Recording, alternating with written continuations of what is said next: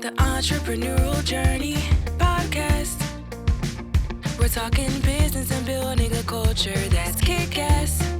Where we make it happen, grab your seat, let's have a blast.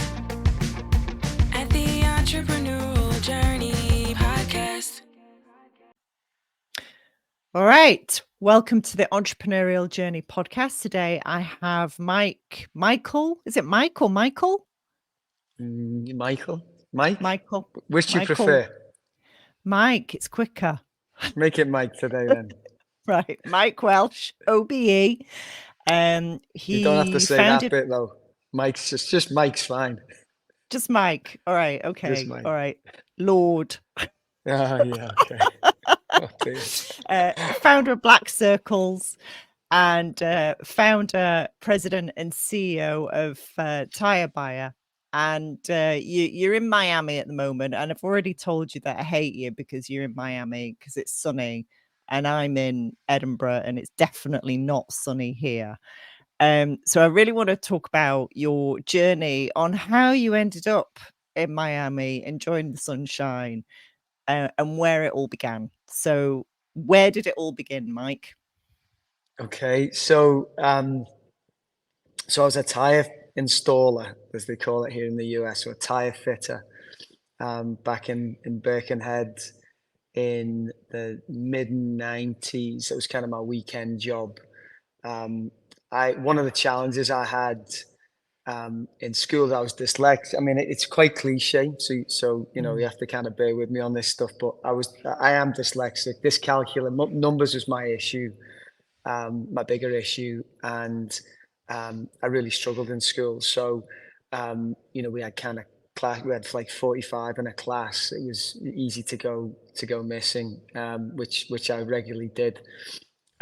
So my kind of early on, my drive was to kind of be involved in stuff because if you don't really count in school, at least back then, you tend not to get picked for stuff. So you don't really get the opportunity to do, it's the knock-on effect in, sports. I was pretty good at sports. I was,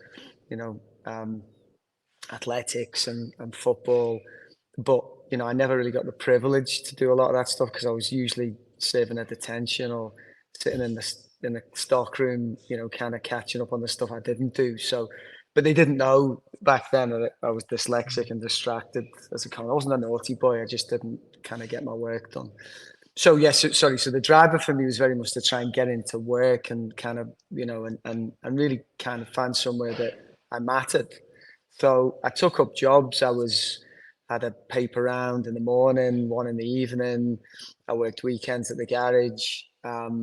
Kind of just got busy and then started to earn a little bit of money, and that was really quite interesting because cash in your pocket and you could do stuff with that. So that was really my motivation quite early when I was kind of 13, 14, was I wanted to leave school and start earning some money. School didn't disagree with me. They were like, get them out as soon as we can. So away you go, Mike. Yeah, exactly. Yeah, we're not going to stand in your way. So when I was 16, with my GCSEs, which were a bit of a disappointment, expectedly, I left and started working full time at the garage, and I was a tire fitter, and that was great. So £50 a week, and then I was made redundant from that job after only a year, which was devastating. Actually, much more devastating than my GCSE results, which was interesting. So I started to sell tires to my pals using the suppliers that were supplying the garage. So I kind of reached out to them and said, look, can you help me? Because I think there's a market here. What I kind of noticed was that we were selling products out the door at a kind of a standard markup. Nobody was really trying to compete with KwikFit, who were the big player, still are, in the market. And I kind of thought, well, in this niche, this kind of high performance niche, and my friends had kind of fast car, well, kind of souped up old cars with boy big racers. tires. Boy racers, yeah, petrol heads. But they didn't have the money to spend, fortunes. So I kind of thought, well, there might be a bit of a niche here. So I asked the supplier to kind of give me a line of credit, which they did with no, and again, my story, if you want to call it that, really comes down to opportunities that people have afforded me often because I've asked. There isn't really a science or a secret sauce. It's about, asking being persistent and asking the question and being in the right place at the right, or being in enough places and asking enough questions that you find the right place and the right time. So they gave me that opportunity, and then I started to sell tires, and I was at home. I was taking cash for tires and making a little bit of a margin, and my mum and dad kind of humoured me for to do that from the back of the house. But it started to build, so I was still looking for jobs. So I was going to the job centre, and because I was kind of thinking, is this ever going to kind of be anything? And there was a poster for the Prince's Trust. So they were saying that we will help to fund businesses to start, kind of, and it was very much targeted at people who were at the job centre, right? So you get the demographic, kind of young, kind of 16 to 18-year-olds they were targeting.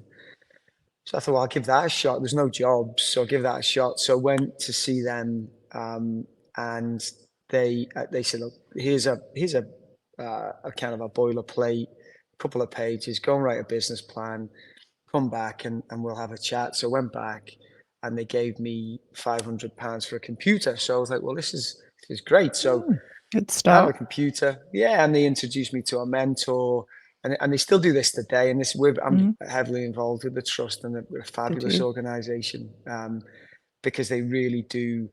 It's kind of the brass tack stuff they help with. They're not looking for the big headlines. It's about kind of they are in the right place to make sure that those who need it get the support. So I got a computer, and then there's a bit of software on there called Front Page, as part of Microsoft package at the time, and it was like a tutorial to build a website. So I built a website, and I put tire prices on there, and I put the suppliers' products on there. I was like, actually, this works, because I was wanting to take ads in magazines to get more customers than just my buddies, but I couldn't afford the ad space, so I took strip ads with the website address, and I could change the prices on the website, and really that's where it all started. So that was one of the first online tire retailers for high performance tires of its time. So not because I was trying to be innovative, because I couldn't afford, kind of big ads in magazines. And the Prince's Trust gave me a computer. So so it was just, two and two made six for me, really, and in terms of, what that created. And then that evolved, and, I was then approached by KwikFit, and KwikFit were looking to get into e-commerce, into the internet, and do something there, because we're talking now kind of late 90s. So, we were kind of just coming into the .com kind of bust. So we kind of remember it well. Boom, bust really quickly. But there was still, the internet as a channel was still something that people were really interested in. So I went to see them, and they said, look, would you come and help us do this, and move to Edinburgh? So I went. I didn't want to do it. I was like, well, I'm making quite a lot of progress, and at least I thought I was. And then I went up and I met them, and they introduced me to a guy called Tom Farmer. So Tom Farmer, who's the founder of KwikFit, and that was like, that was my first real kind of inspiring kind of moment in my career, where I just felt like I could learn a lot off this guy. And he said to me, look, if you want to kind of be in this industry, this is your university. This is where you want to be. So go away, have a think about it. And they paid me some money for my little business. It wasn't a huge amount, but it was an exit of sorts. And I moved to Edinburgh, and then got in behind building out KwikFit.com. And it all happened really very, very quickly. And then Ford bought KwikFit quite quickly after.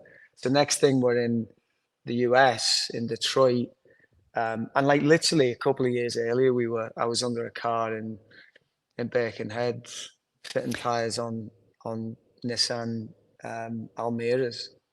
That must have been really weird. Did you have to pinch yourself a few times and, look in the mirror and go, hang on a minute, what's a lad from Birkenhead doing here? Or did that just not cross your mind? Not really. It kind of felt like it felt like it was in pretty well intended. It was kind of, Right. it felt natural at the same time. I think it's an interesting point you make. I think if you don't know, ignorance is a really Right. interesting kind of state of mind, in as much as I wasn't intimidated by any of these folks or these environments because I never knew, I didn't know they existed, right? Yeah. So Yeah. I'm in Ford and lots of people in suits talking in acronyms with things that I didn't, and I'm asking kind of the daft, straightforward questions. And the sighs of relief around the room were obvious because Right. I think when you understand these environments, often you are intimidated to speak out, to ask what you might think's the daft question, or to put yourself in a position where you're the person saying, "I don't understand. Please Mm. explain, more." And that kind of corporate kind of vice that you can get trapped in of, I need to look smart. I don't know, look Mm. stupid, is something that I've always, I've actually made a point of making sure I don't fall into that trap, Right. because I think it stops, it really stops and crushes innovation, because people aren't willing to think outside of what their direct report is telling them is the right way to do something. Yeah. They just follow the leader. So Yeah. no, it didn't. I think ignorance was my kind of was helped me there, and I learned a lot very, very quickly, and probably saw the resources in front of me slightly differently to others, because there was a lot to offer for me to learn and develop, and money to spend. And I'd spent the last Right. couple of years just, using pocket money, and, Yeah. getting, my mum and dad bought me a fax machine for my 21st. That was it was stuff like that. I mean, Right. then now you're in Ford and Quick, you need hardware. We just, might write it make an ask of the hardware department, and it'll be there in the morning. It was just, that was a bit mind blowing, that there's resource available. And again, to think about what we could do with that, and to have a more of a frugal mentality towards how we go and deploy that resource, is something that I've always tried to kind of, a position I've always tried to assume and to take, because again, in a corporate environment, it's easy to waste. Really easy. I'm guessing you had some kind of vision, though.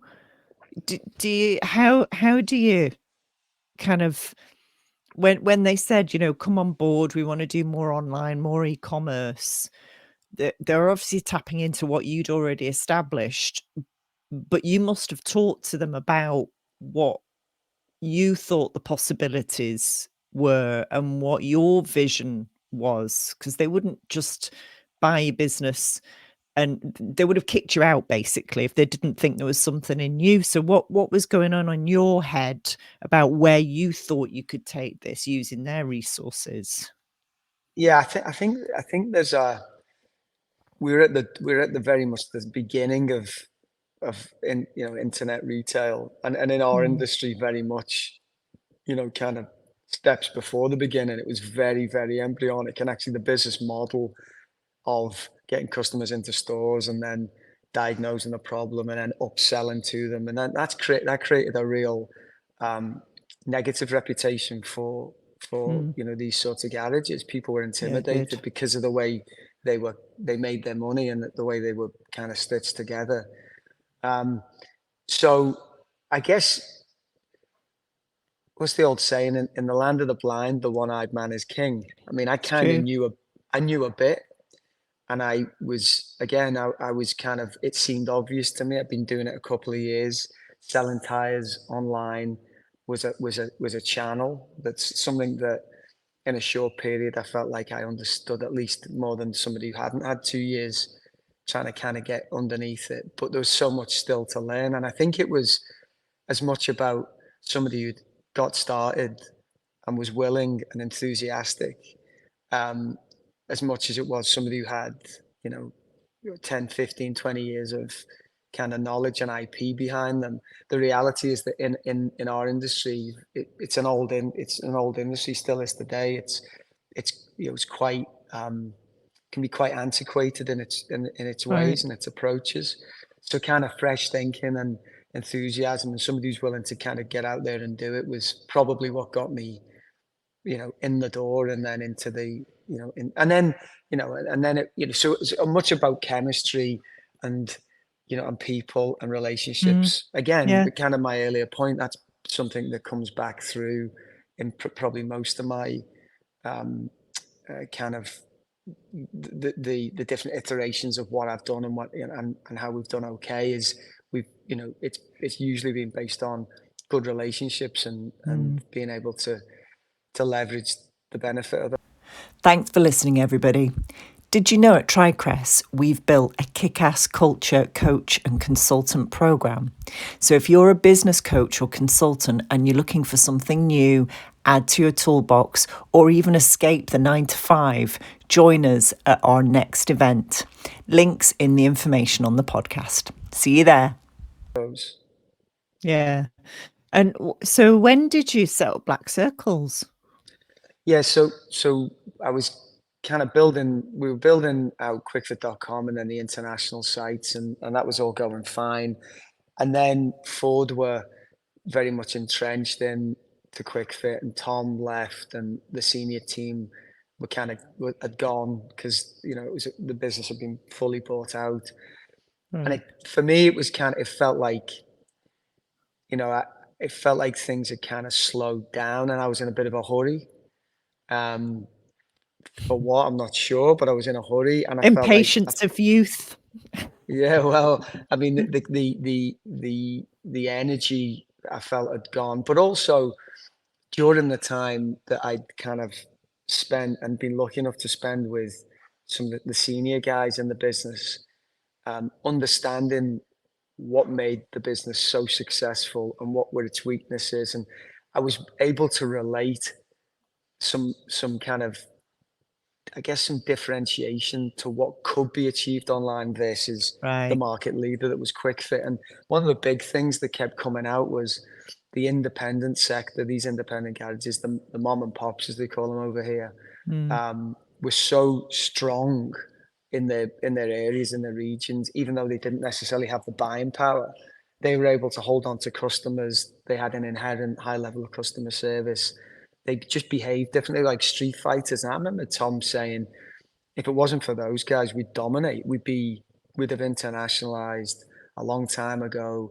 But it's like strongholds locally. And I remember thinking, if I could match, there's thousands, tens of thousands of these guys. If I could get these guys to partner with me and build a website like I built before, and perhaps they could install the tires for me, that would be really, really powerful. And I just couldn't get that out my head. And then a moment came, I think, it was just one kind of cold, wet Wednesday morning in Edinburgh. I was heading down to McDonald's Road to the store there where we had an office, and I just thought, I need to give this another shot. I can't. This is moving nowhere. I need to get out there and give this a chance. And so I resigned that day. Had like a week's notice. Obviously wasn't valued that much. A week's notice. Not a lot of notice. No, it isn't. And I'm half a month's salary. And literally a couple of weeks to knock together a plan and take it to Scottish Enterprise. And they were great. They said, look, why don't you take an office down in Peebles, because that's where we can get you some support. So they gave me 3 months free. Right.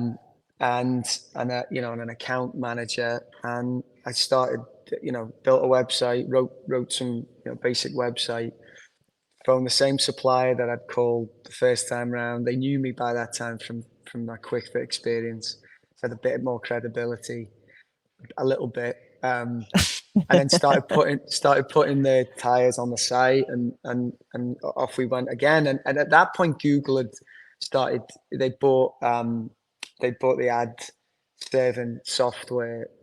So Google AdWords had become a thing. It wasn't really Yeah. when I'd started out, but it was new, and Mm. so was SEO. Really, there was not really many dominant, prominent sites. The first thing I did No. was started to build out a load of content, and Blackcircles became top ranked for tires above KwikFit. We held that Right. for 12 years. I mean, it was Wow. hard. It was well out because that was going to, for me, that was our high street. It was like, there was three things I needed to do. Number one was rank number one in the search engines. Number two, start to build a network as quickly as possible for install. And number three, get the supply locked in. So they were the things that I did, and then started to sell. So I was selling tires initially, mail order. I got a load of Yellow Pages books. They send you free Yellow Pages when you inquire about an ad, or at least they used to. They did. So I inquired about every book in the country. So they sent me literally sent me a pallet from DHL of all the books. So I went through, ripped out all the pages, typed in the fax numbers of all the garages, and sent it up like a broadcast fax with a sign-up form to be an installer on the Friday, and then by the Tuesday I had 300 installers signed, and I had a kind of it was Wow. kind of national coverage, but that started then to build, and so then I had installers on the website, I had supply on the website, and I think probably 4 months in, I started to sell the combined tires and install. Okay. And that was the tipping point, really. That was what started to, along with being top ranked on Google and taking the Google AdWords at a fairly low cost at that stage. There's a few things in there, Mike, that I want to just pick up on, because we get all kinds of people listening to this podcast who are at the beginning, middle, and end of their entrepreneurial journeys. So one that I've noticed, you had real clarity on the three biggest priorities, and you set about systematically delivering on those priorities. There was no hesitation. There was no I wonder if. You just right. Well, we need to do this, this, and this, and this is what we're going to do, and this is how we're going to do it. I think so many people fail to succeed because they procrastinate, they overthink, they over-strategize, they overcomplicate. Again, the way you think, do you just see stuff and go, right, it's this, this, and this, or where does that clarity come from, do you think? Well, I think the most valuable thing that I did was I stuck into my industry. So I understood. I could have a conversation with a garage. I still can today. A person in a garage about how to break a bead on a tire and then install it. I mean, nothing's changed. Technology's moved on a little bit, but I could get in a store and I could install tires, and I know the environment because I've wrapped my knuckles with a wrench, in the middle of winter, and I've had the worst of it and had the best of it in terms of experiences in stores. And then to Tom Farmer's point, my university or my education very much was KwikFit. So I just tried to learn as much as I could, as quickly as I could. And I've never been one to feel like I know it all, because I don't. In fact, that's probably a weakness. Is I probably feel like I'm low on info when actually I'm probably in certain situations, and I'm probably okay. But there's no shortage of information that you can grab hold of, whether it be practical on the job or data points or or whatever. But that then informs your gut, and for me, the most sophisticated bit of technology that we've all got is our instinct and our gut, and that's probably the bit inadvertently initially, but then purposefully, kind of probably at the point I moved to KwikFit, when Tom's talking about you need to learn here. Oh, every he used to say, don't pass a stone and leave it unturned. Just metaphorically speaking, you've got to keep learning, and that was the kicker probably for me. and I've never changed that. So Right. that helps to be decisive, because Mm. I think if you understand, my advice to anybody in an industry who's in an industry trying to innovate and make change in an industry, is spend as much time as you can kind of in market, in job, in industry. If that means taking a job, if I was doing this again now, I would probably take a job with a tire business, a retailer, or manufacturer, or to get grounded with the environment and with the market. It's very difficult to come from the outside in, Yeah. and because it's the nuances that make that create the opportunities. It's the unprofessional side of our industry that created the opportunities for me, and whether it be pricing, the parallel grey market, the way the manufacturers, favor certain relationships over others. It was that stuff, understanding that stuff, that really Right. made kind of the paths more obvious to me. Yeah. So I guess, you know, being in market, understanding it, and that educates the instinct, which then enables you to be much more. It certainly enabled me to be much more decisive, and that's just repetition, repetition, Mm. repetition. What's it they say? Is it 10,000 hours? They Something say like that. on any kind of profession or whatever, in any, you become an expert. I think it's just constant learn, just rinse, repeat, and then it probably becomes more second nature. That being said, in the early days,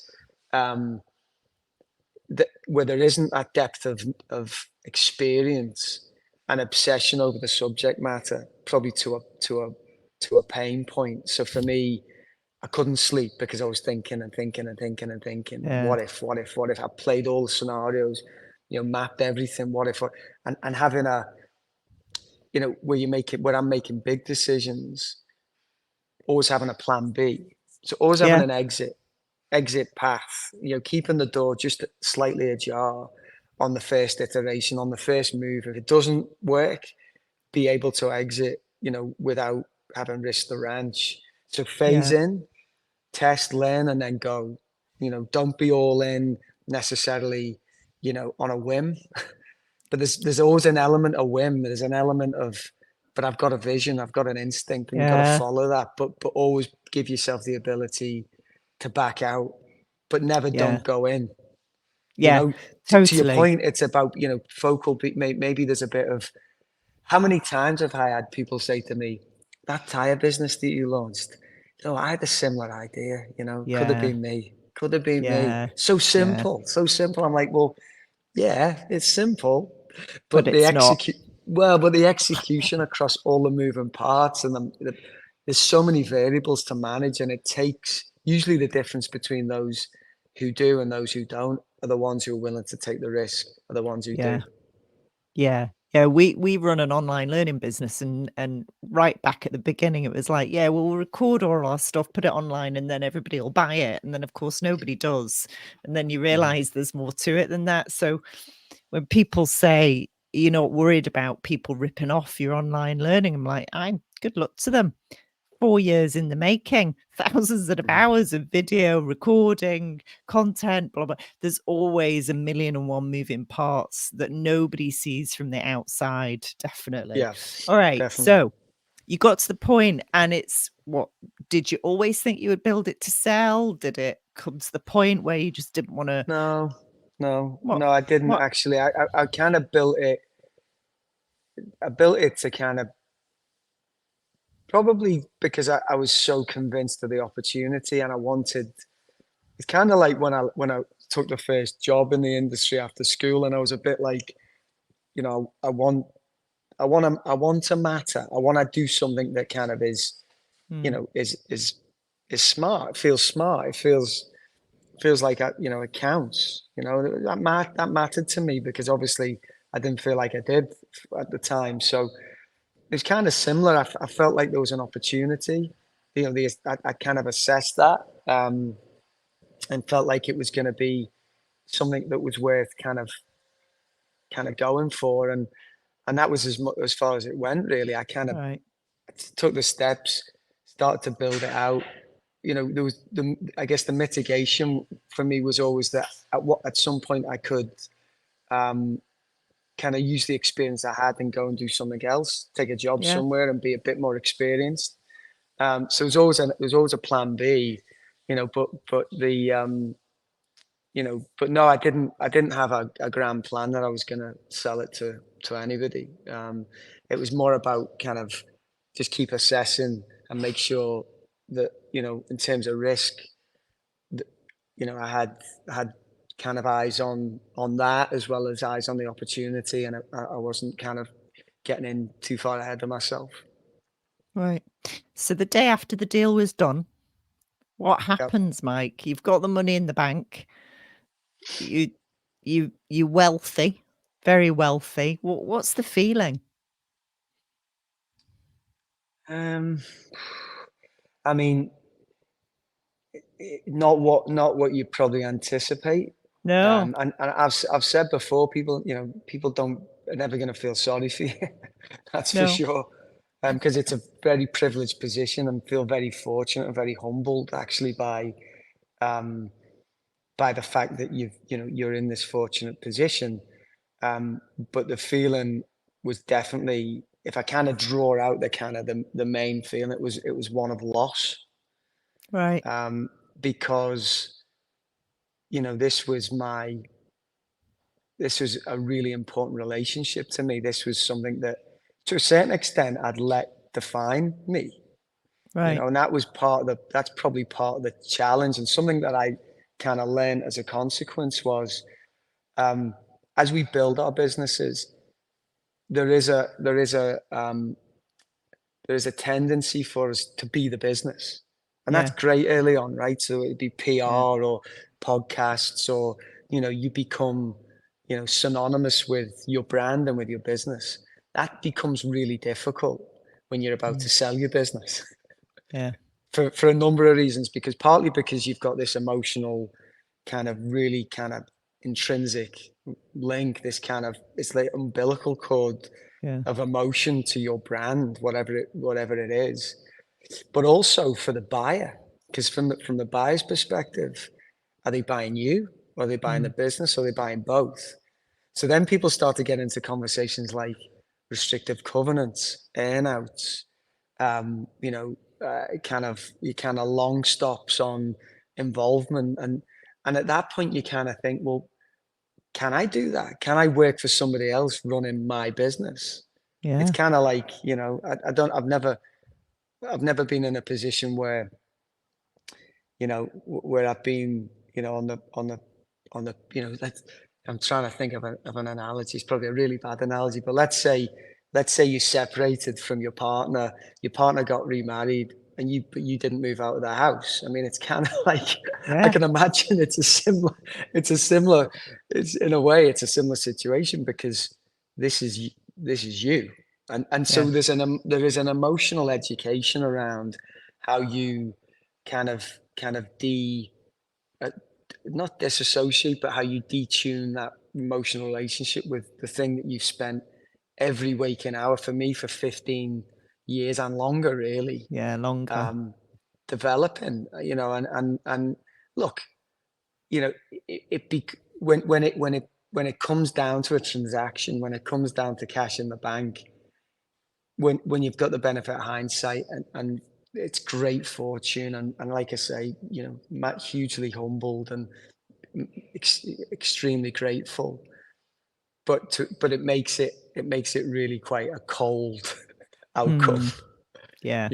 Yeah. because it's a, and look, and I think there's a making that that's part of the education, because subsequently, making decisions like that, it becomes much more transactional. But certainly for your first business, for your first brand, anybody who is so, the reality is, people buy the value that you create by investing your whole being and your emotion, is what people are going to buy. So the irony is, the more involved you are, the more intrinsically linked you are, the more valuable the business is going to be, the more you're going to kind of feel like you've fallen to earth with a big bump, when So, you actually sell your business, because you're going to be like, well, what just happened there. I feel, so It's one of the things that I talk to the leaders that I work with about is like when you exit, what you're going to do. You need to plan for all those reasons you've just talked about, is that this has been your life. This is what you identify with. You need to set something up afterwards so that you don't feel lost and at sea. So how long was it before you went to America and set up Tirebuyer? Yeah, so we set up Tirescanner for 4 years later. Right. So 2019, so just before COVID, or just kind of during COVID. So yeah, we kind of, it felt this time it was going to be much more straightforward. Like I said, all the learnings, got the playbook. I mean, totally underestimated the size of the market, totally underestimated the difference in US to UK consumers and people generally and business. So kind of got started nonetheless, and got the business kind of the network, built, got at least started to build the network, the supply relationships, and then COVID bit us quite hard over here. Because you remember, but there was, President Trump was at that time, right up until the end, was saying this thing didn't exist, and then it was a state by state decision, and literally overnight, states just started to close down. So we were in a position. It was funny because we're not funny, but it was interesting because we were selling tires on the internet and installing tires at people's homes with mobile vans, which actually gave us a bump, ironically, because people didn't want to go into stores. So it was an interesting, unpredictable kind of benefit to the business model. So we carried on trading and we carried on building it, and we were back in the UK, and then we came back again. So we were kind of bouncing between places, and well, when we could, when we were allowed to fly. So we got out, just went on the last flight, and then we came back in when we were able to. But we're still running the business from the UK, and we had a team here and we're still hiring people. And off the back of that, when things started to kind of cool a little bit, and it cooled in terms of the restrictions sooner here than it did, certainly in some of the states here, than it did in the UK. We got into a conversation with a supplier, one of our suppliers, ATD, who were looking to develop their e-commerce, and on the back of what was this interesting kind of phenomenon of getting tires installed at home, which we kind of felt was going to be something that was going to be here to stay now. People were used to that. Yeah. And we got into a major discussion, and that was we're still in the back end of COVID. I'm still investing in the business, didn't have any investors. It was all on me. And again, it was the gut, there was points in there where you kind of, that gut feel, do we stick this out? Do we do this partnership? Do we try and see this one through on our own? But again, my feeling, because what I've experienced in the UK was the US is so big, It's huge, and state by state, it's so different. Yeah. Not just economically and culturally, but from a meteorological perspective, we've got snow up north and we've got 100-degree heat down south. It's like different markets, different supply chains. So it felt like if we could strike a deal with a partner who could give us distribution coverage, access to brands, and a bit more of that on the ground kind of infrastructure, operational muscle, then we could definitely scale this a lot quicker. So we managed to get that deal done, but that was 12 months of back and forth, on and off, and just hard work between the parties to bring it together, but we got it done. So we merged Tirescanner and Tirebuyer, and then we had the kind of third largest online tire retailer, I think, in the world off the back of that merger. And then we started to really push forward. So we grew the network. We've grown the network to 18,000 locations. We've got 120 distribution centres across the country, and now we've started to deliver.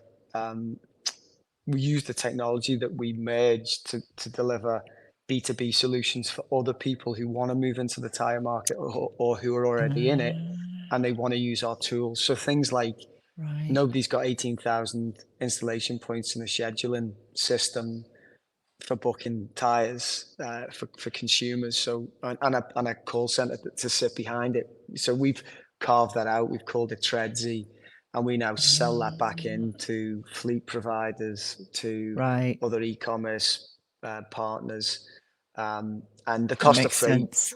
Well, the cost of freight's gone from like $9 to $30 since the Ukraine war started. So it means that we can get, tires onto vans into stores for a fraction of that, which, so it's the timing's been good, but the work to bring all that together has been, 25 years in the making, really, to Yeah. this point. So we again, right place at the right time, but we I tend to think if you hang around the same place long enough, it becomes the right place in the end. So Yeah. it's never really a moment of chance. I don't think I've ever had a situation where I've just rocked up and gone, oh, that was lucky. I don't think it's ever happened. Takes a lot of hard work to be in the right place at the right time, without a shadow of a doubt. Where are you taking it? What's the So we're plan? going to keep, we're keeping growing it. I think this pivot, this Tredsy model, is the way forward. We've just launched. There's a business here, Rent-A-Centre, which is a kind of rent to own retailer, the biggest in the country, got 2,000 stores, and they wanted to be in tyres, so we built them a tyre category. So it's Rent-A-Centre tyres powered by Tredsy. So they will promote Right. that to millions of their customers, and we are the engine room behind it, using the 18,000 network. But it looks and feels like it's Rent-A-Centre, but we do all the plumbing and manage the whole thing for them. We've got another big retailer that we're going to be launching in January, and then a few more in the pipe for after that. So, this kind of pivot to us being a solutions provider to other operators in the market is, in my mind, this has kind of been bubbling again for years. We did it for Tesco's as Blackcircles in like 2012. So we Right. created Tesco tires and powered by Blackcircles. So it's a kind of an iteration on that. But I feel like this has got 10 years in it now. Yeah. The online Easily. tire retailer combination that we created, the value, really intrinsic value, is in all of the operating elements of it. Yeah. And I see a time where retail, there's this convergence, in multi-channel where you've got the big brands will eventually master online in all industries. So unless Amazon get there first, so to be an outlier with 20 odd years expertise, but not necessarily have a database of 100 million customers, but know the market, you will eventually have your dinner eaten for you by these, unless you become the facilitator for them to get to market, in my view. Yeah. So And that's the now strategy we're pursuing. Yeah, that's the strategy we're pursuing. And I think, who knows what happens between now and whenever, but we're enjoying it. That's the main thing. We're enjoying it. The team are having it's hard work, but we're winning. We're doing new things. We're innovating. So that's taken us a couple of years to get to this position, but it feels like the start of Blackcircles really all over again. That's nice. It's exciting. If it had a personality or a character, how would you describe the business? Mickey Mouse. No, I'm kidding. No, I think if it had a character, that's an interesting question, isn't it? Oh, I don't know. I think it would be. I don't know. What I think. I would in terms of the business. So as an entity, as a kind of as a moving, living, breathing kind of thing. We're a serious business, but we are that wants to win, that needs to win, that wants to win, but not at any cost. We are it's fun, but it's not frivolous, and it's serious because it wants to win and celebrate that success. That's kind of how I would, it's not there's a lot. I mean, I kind of talked recently about how you try and get that balance, between what you do at work and how serious that you make that, and what you do at home and how serious, you don't make that as a consequence of what you do at work becomes all consuming. And I feel like we understand where the line is. So it's not win at any cost. Right. So we do it because we want to and because we can, and we really believe we can win. But there's always a line. I think, I'll be honest, at Blackcircles, I think the line was just kept moving. Right. And it was at a cost, and we all achieved a lot, but would we do it the same way again? I don't think we would. Right. You're a bit knackered at the end of Blackcircles, were you? I just think we missed an opportunity to have more of a good time. I think we took it quite seriously, and that probably comes from me, and that's learning. That's the benefit of learning, and thankfully a lot of the guys who worked with me at Blackcircles are with me today, building out Tirebuyer and Tredsy, so can't be that bad. No, you must be all right, really. That's brilliant, Mike. I've really enjoyed that. I could talk to you for a lot longer, but it's dark here now. I've got to walk the dogs, and you've got a full day of work ahead of you. So thanks so much. I really appreciate it, and I wish you all the luck in the world. Pleasure. Thanks for your help. Thank you. Hi, I'm looking forward to issuing the podcast with Rick Mason, who's the MD and founder of Agent Fox Media. He's had a fascinating life in design initially and now in publishing, and it's multimedia publishing. So it's not just books. He also is an agent to bands and comedians. It's a fascinating world of how he's developed his business and how busy he is now. So listen to Rick Mason, Agent Fox Media, on our next podcast. Thanks for listening, everybody. Did you know at Tricrest we've built a kick-ass culture coach and consultant program? So if you're a business coach or consultant and you're looking for something new, add to your toolbox, or even escape the 9-to-5, join us at our next event. Links in the information on the podcast. See you there. The Entrepreneurial Journey podcast. We're talking business and building a culture that's kick-ass.